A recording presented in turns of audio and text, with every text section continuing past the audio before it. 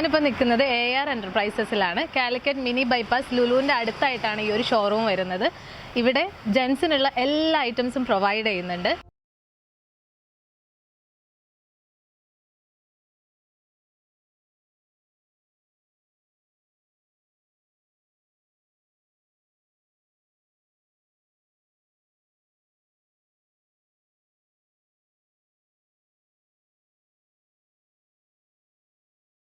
Shirts, jeans എല്ലാം ഉണ്ട്. എല്ലാം നമുക്ക് നോർമൽ റേറ്റ് മുതൽ ഇവിടെ സ്റ്റാർട്ടിംഗ് ആണ്. നമുക്ക് ഈ ഷോപ്പിലേക്ക് ഒന്ന് കയറാം.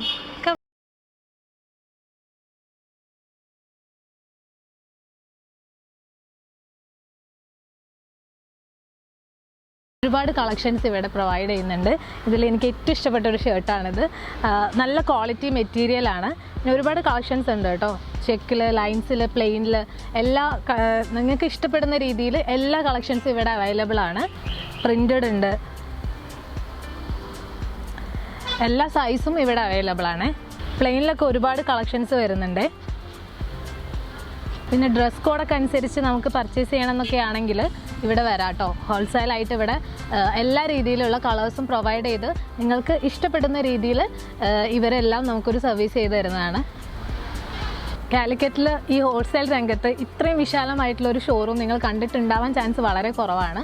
ബഡ്ജറ്റ് ഫ്രണ്ട്ലി ആയിട്ട് നിങ്ങൾക്ക് ഒരു ഷോപ്പ് തുടങ്ങണം എന്നാണെങ്കിൽ ഒന്നും നോക്കണ്ട, AR എൻ്റർപ്രൈസസിലേക്ക് വരിക. അവർ എല്ലാ രീതിയിലും നമ്മളെ ഹെൽപ്പ് ചെയ്യുന്നതാണ്. AR എൻ്റർപ്രൈസസിൻ്റെ ഓൺ ബ്രാൻഡ്സ് ആണ് കോയിൻ ബൂത്ത്, പിന്നെ വരുന്നത് മാട്രൺ, ബിയോൺ. ഈ 3 ബ്രാൻഡ്സാണ് ഇവിടെ പ്രൊവൈഡ് ചെയ്യുന്നത്. പിന്നെ ഇവിടുത്തെ ഏറ്റവും സ്പെഷ്യൽ ആയിട്ടുള്ള ഒരു കാര്യം പറയാനാണെങ്കിൽ ഈ ബ്രാൻഡ്സ് എല്ലാം പ്രൊഡക്ഷൻ യൂണിറ്റും എല്ലാം ഇവർ തന്നെയാണ്. ഈ AR എൻ്റർപ്രൈസസ് ആണ്.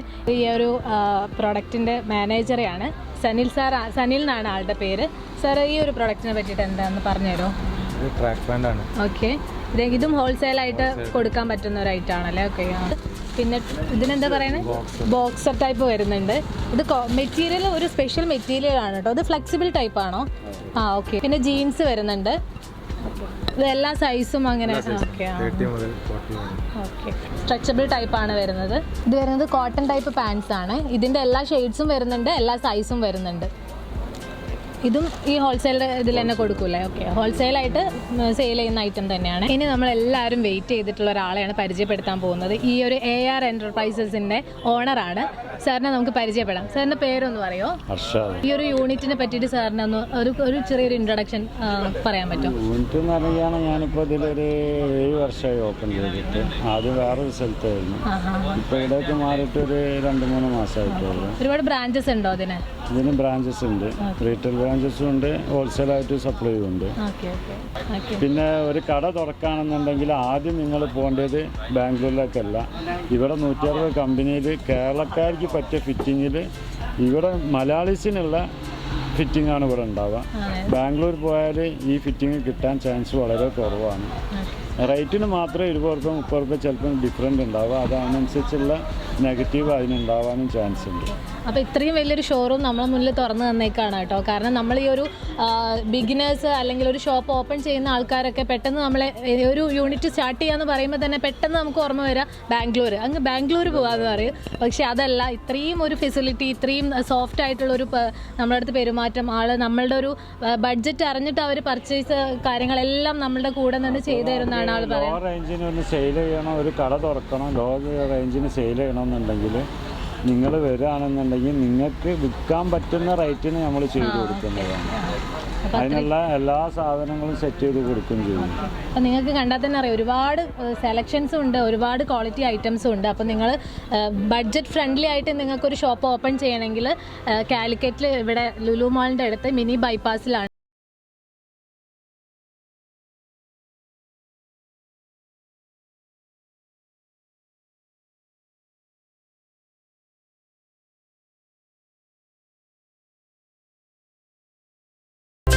യൂണിറ്റിലേക്കാണ് വന്നേക്കുന്നത്.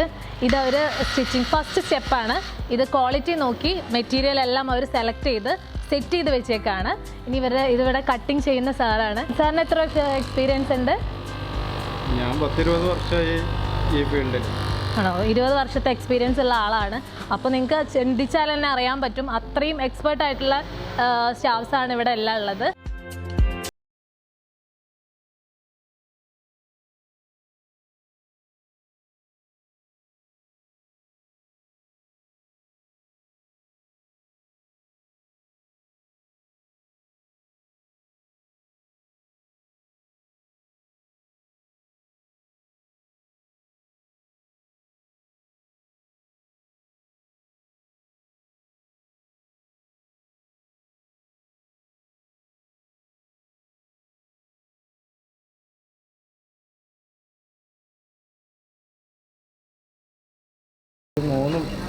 ബട്ടൺ ഇത് പോകുന്നുണ്ട്.